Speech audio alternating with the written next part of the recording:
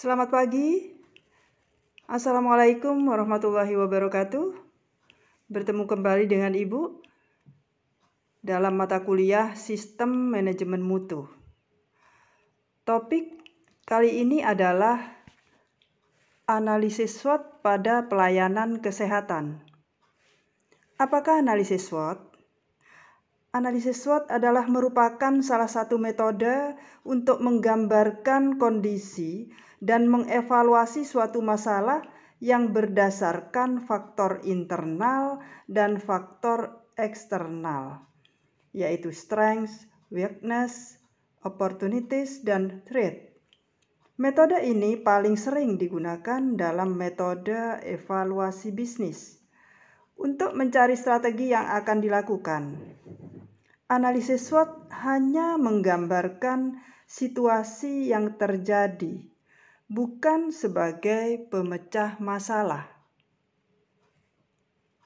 Analisis SWOT adalah kajian untuk mengetahui kekuatan dan kelemahan institusi, serta untuk mengetahui peluang yang bisa diraih dan ancaman yang harus diatasi oleh institusi dalam rangka penyusunan perencanaan ke depan.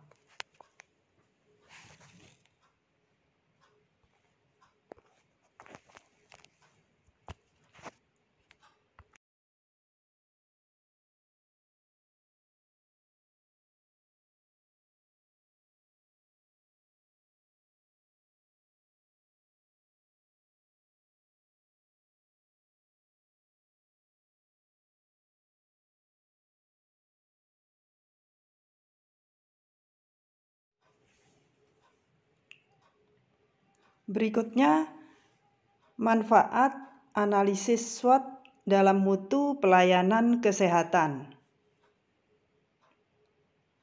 Analisis SWOT adalah metode perencanaan strategis yang digunakan untuk mengevaluasi kekuatan, kelemahan, peluang, dan ancaman dalam suatu perusahaan atau suatu spekulasi bisnis. Proses ini melibatkan penentuan tujuan yang spesifik dari spekulasi bisnis atau perusahaan dan mengidentifikasi faktor internal dan eksternal yang mendukung dan yang tidak mendukung dalam mencapai tujuan tersebut. Metode analisa SWOT bisa dianggap sebagai metode analisa yang paling dasar, yang berguna untuk melihat suatu permasalahan. Hasil analisa biasanya adalah arahan, rekomendasi untuk mempertahankan kekuatan dan menambah keuntungan dari peluang yang ada, sambil mengurangi kekurangan dan menghindari ancaman. Jika digunakan dengan benar, analisis SWOT akan membantu kita untuk melihat sisi-sisi mana yang terlupakan, yang tidak terlihat selama ini.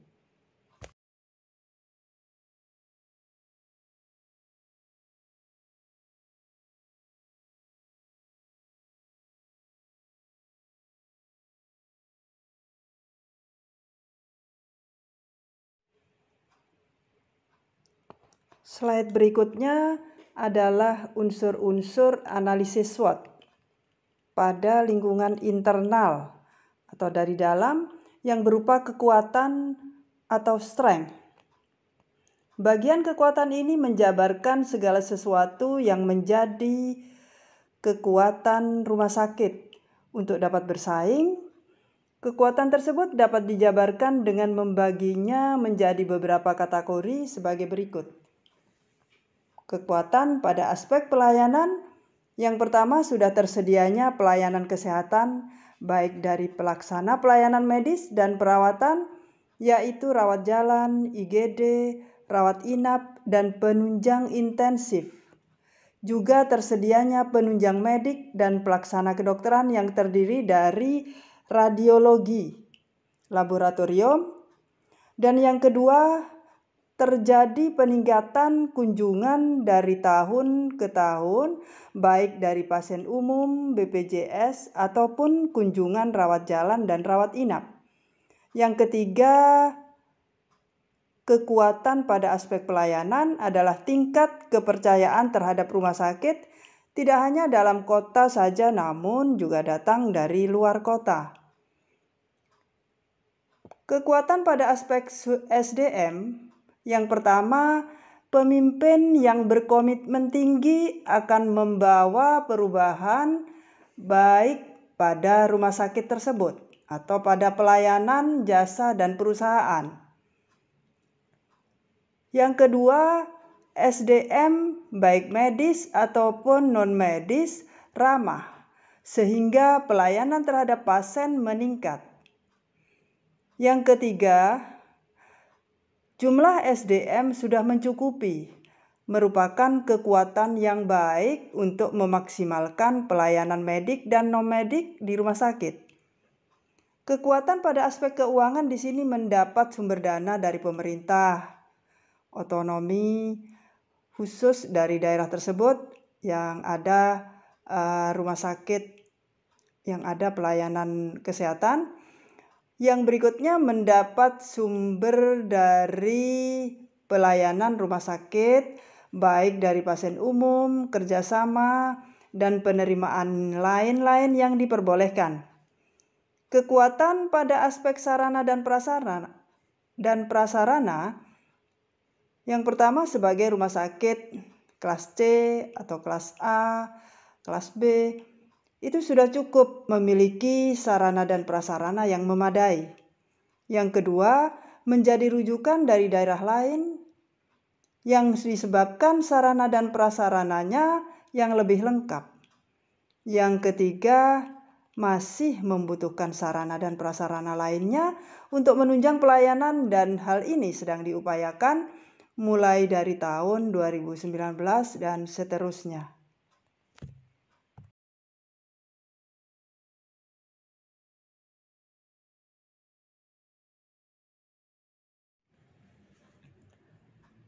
Kalau tadi adalah kekuatan pada sebuah pelayanan kesehatan atau perusahaan, maka sekarang kelemahan atau weakness. Selain mengungkapkan segala macam kekuatan atau keunggulan, juga perlu mengungkapkan kelemahannya. Kelemahan tersebut dapat dijabarkan di sini, akan tetapi tidak mengungkapkan kelemahan fatal sebuah pelayanan kesehatan atau perusahaan. Pengungkapan tersebut diungkapkan pada aspek pelayanan. Yang pertama, beberapa pelayanan masih ada yang dilaksanakan di bawah standar, belum sesuai dengan SOP pelayanan. Yang kedua, sistem pelayanan rumah sakit masih belum berjalan dengan baik seperti yang diharapkan. Yang ketiga, dokter spesialis yang dimiliki masih terbatas, sehingga beberapa pelayanan belum bisa terpenuhi sesuai kebutuhan. Yang berikutnya, kelemahan pada aspek SDM. SDM yang ada masih belum semuanya bisa memenuhi standar kepegawaian dan menjadikan standar tersebut sebagai budaya kerja. Yang kedua, keterbatasan dokter spesialis yang ada membuat pelayanan belum maksimal dilakukan. Yang berikutnya, kualitas kompetensi pelayanan pada tingkat pelaksana belum memenuhi standar yang ada. Kelemahan pada aspek keuangan di sini, alokasi dari hasil perolehan pelayanan masyarakat umum belum maksimal terdistribusikan. Yang kedua, anggaran yang ada masih terpusat berdasarkan skala prioritas penggunaannya. Kelemahan pada aspek sarana dan prasarana. Yang pertama, tanah yang luas namun belum tergarap dengan baik sehingga terlihat tata letak yang kurang kondusif baik bagi pengunjung ataupun pasien. Yang berikutnya, masih minimnya kamar pelayanan yang dimiliki. Yang terakhir, pada aspek sarana, pemeliharaan sarana dan prasarana masih belum optimal seperti yang diharapkan.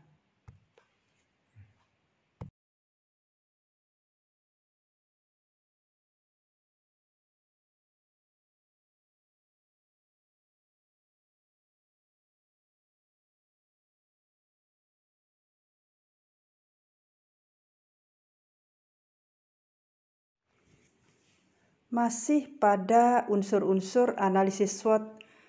Kalau tadi pada lingkungan internal, sekarang pada lingkungan eksternal, yaitu pada peluang atau opportunities. Untuk melihat peluang yang muncul dari luar perusahaan yang mungkin dapat mengembangkan perusahaan. Dalam bagian ini diuraikan pada aspek pelayanan. Ada 1-4 ini. Rumah sakit tersebut merupakan rumah sakit rujukan dari beberapa daerah. Yang kedua, ditunjukkan dengan meningkatnya kepercayaan dari masyarakat dengan ditunjukkannya peningkatan layanan baik rawat jalan dan rawat inap. Berikutnya, lokasi yang mudah dicapai. Dan yang keempat, meningkatkan kerjasama dengan BPJS, pemerintah, dan juga pihak swasta untuk menambah penerimaan lain dari rumah sakit tersebut yang nantinya akan memperbaiki layanan rumah sakit. Peluang pada aspek SDM, yang pertama tersedianya sumber daya manusia untuk dijadikan pegawai di rumah sakit dengan melihat kebutuhan rumah sakit terhadap tenaga kerja nantinya meningkat. Yang kedua, optimisme SDM akan terpenuhi dilihat dari respon pemerintah daerah yang baik dengan dibuktikan menyekolahkan beberapa dokter spesialis. Peluang pada aspek keuangan, mencari kerjasama dengan pihak ketiga sebagai upaya peningkatan pelayanan rumah sakit, baik kerjasama yang langsung berhubungan dengan pelayanan utama ataupun dengan pelayanan penunjang. Adanya ketertarikan dari laboratorium pihak ketiga yang ingin bekerja sama. Yang terakhir pada aspek keuangan, mendapatkan bantuan dana ataupun sarana dan prasarana dari luar rumah sakit dan pemerintah. Peluang pada aspek sarana dan prasarana yang pertama, adanya dukungan dari pemerintah merupakan berita baik untuk rumah sakit karena dapat melakukan pembangunan untuk menunjang pelayanan yang ada. Yang kedua, dukungan yang ada dapat meningkatkan pengadaan sarpras yang belum ada di rumah sakit tersebut.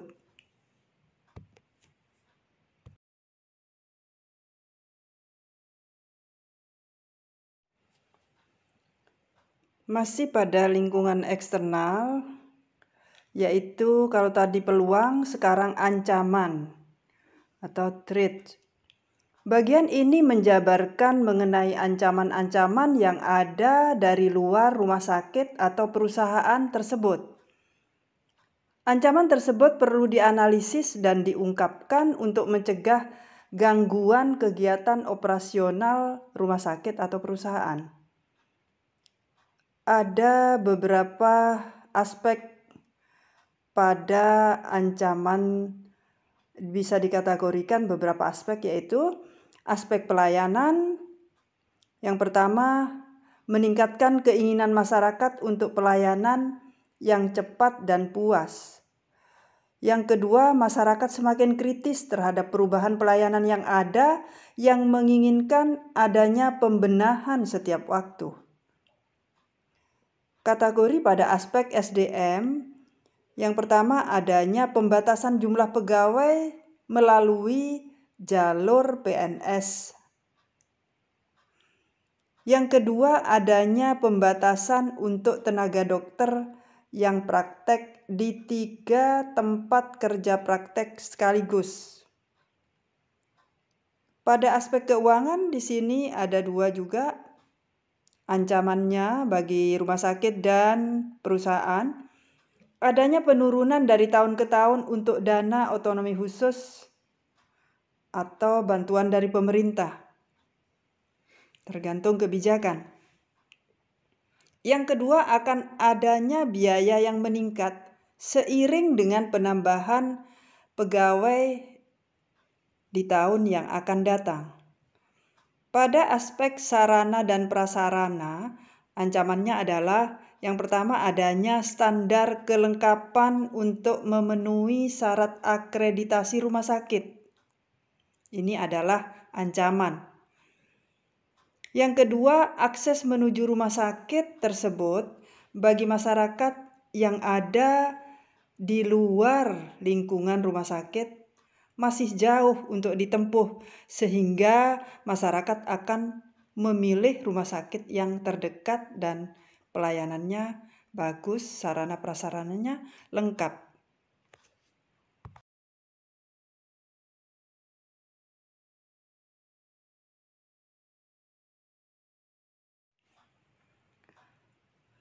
Beberapa yang dijelaskan Ibu adalah merupakan kekuatan dan kelemahan pada organisasi, baik pada perusahaan dan pelayanan kesehatan.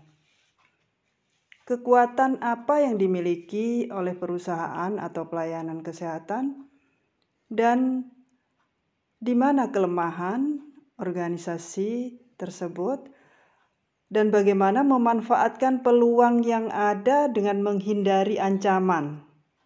Ini adalah alur berpikir analisis SWOT.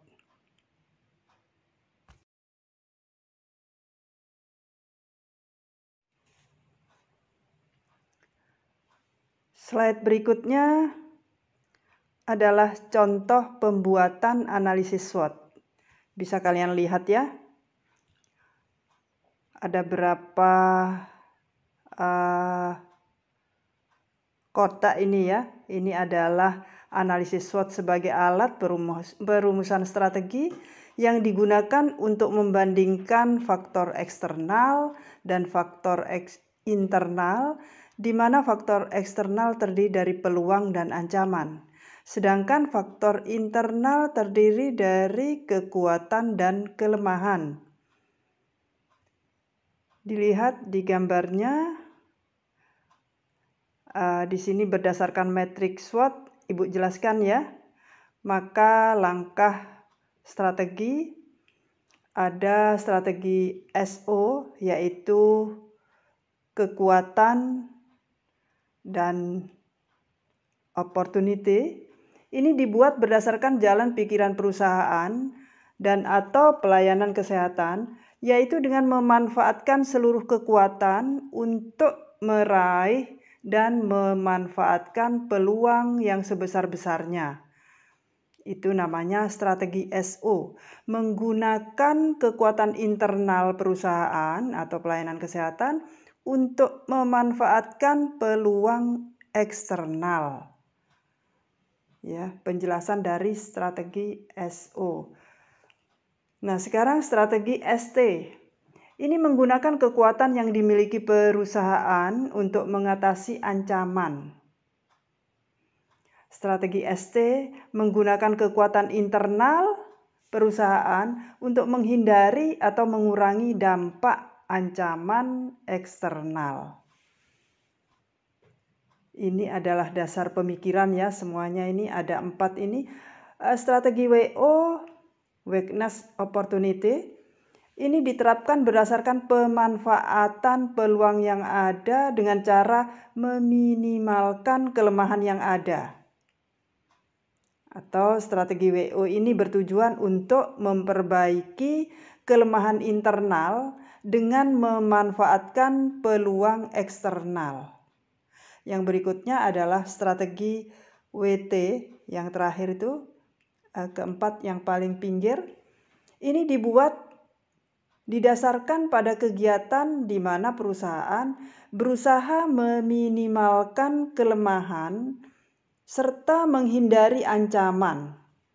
Jadi strategi WT ini bertujuan untuk mengurangi kelemahan internal dengan menghindari ancaman eksternal.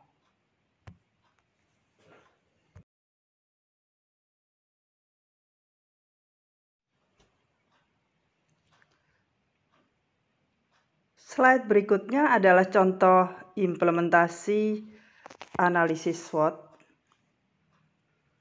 Sederhana sekali ini. Ada sebuah apotek baru terletak di pinggir kota yang berpenduduk padat, memiliki SDM cukup dan berpengalaman, modal keuangannya juga kuat, dan obat-obatannya lengkap.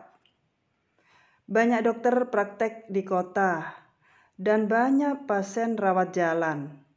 Maka pasien membeli obat di apotek perkotaan tentunya. Tetapi belum ada angkot di daerah pinggir kota. Kemudian sarana telekomunikasinya baik karena di perkotaan. Nah, sekarang pertanyaannya, susunlah analisis SWOT dan rencana strategi untuk menarik customer atau pasien ke apotek baru itu, sehingga omset apotek tersebut meningkat.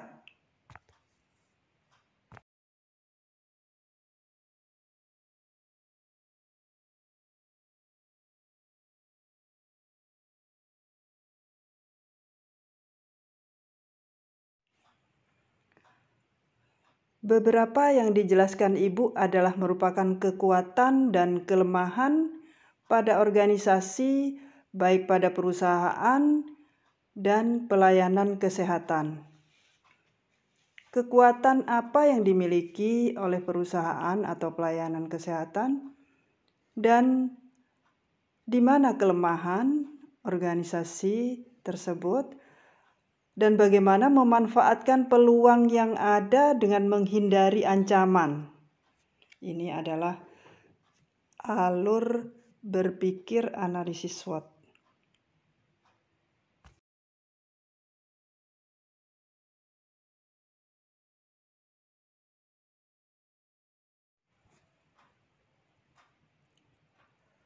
Dari implementasi analisis SWOT yang Ibu berikan ini adalah jawabannya ya.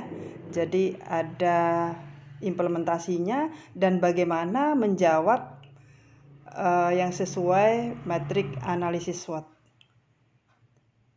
Coba kalian baca untuk strength-nya atau kekuatan, SDM cukup dan berpengalaman, modal kuat, dan yang ketiga obat lengkap. Itu adalah kekuatan pada apotek yang baru. Sedangkan kelemahannya lokasinya di pinggir kota. Dan di sini ada peluang opportunity. Yang pertama pasien rawat jalan banyak, yang kedua penduduk padat, dan yang ketiga banyak dokter di perkotaan sehingga apotek tersebut tentunya banyak yang datang ya. Banyak yang membeli ke apotek tersebut. Ancamannya ada dua di sini, belum ada angkot dan pasien beli obat di apotek kota, tidak di pinggir kota. Itu ancamannya. Sehingga kalau menurut di analisis SO seperti tadi, sehingga ada harga obat lebih murah, kerjasama dengan dokter. Ancamannya bagaimana ini, peluangnya bagaimana, sehingga strateginya apa yang digunakan. Bisa dilihat ya, sudah Ibu berikan lengkap di slide. Untuk itu Ibu sudah memberi contoh implementasi analisis SWOT. Berikut jawabannya. Sangat mudah sebetulnya, tetapi kalau kalian mendengarkan dari awal sampai terakhir Ibu memberi materi, memang sangat mudah untuk dicerna. Nah, untuk itu Ibu memberi simulasi pada kalian. Bagaimana kalian mewakili kelasnya, paling tidak ada 3 orang. Untuk saat ini juga memberi implementasi yang seperti dicontohkan oleh Ibu. Dan kalian analisis pada saat ini. Sehingga kalian juga membaca lagi, membuka materi Ibu. Setelah itu membuat implementasinya yang sederhana saja. Tetapi ada kekuatan, kelemahan, peluang, dan ancamannya. Dan bagaimana strateginya. Baik, untuk materi dengan topik analisis SWOT saat ini Ibu akhiri dulu, tetapi Sebelumnya Ibu tunggu di forum diskusi untuk kalian memberi 1, 2, sampai 3 mewakili kelasnya untuk membuat implementasi dan menganalisa.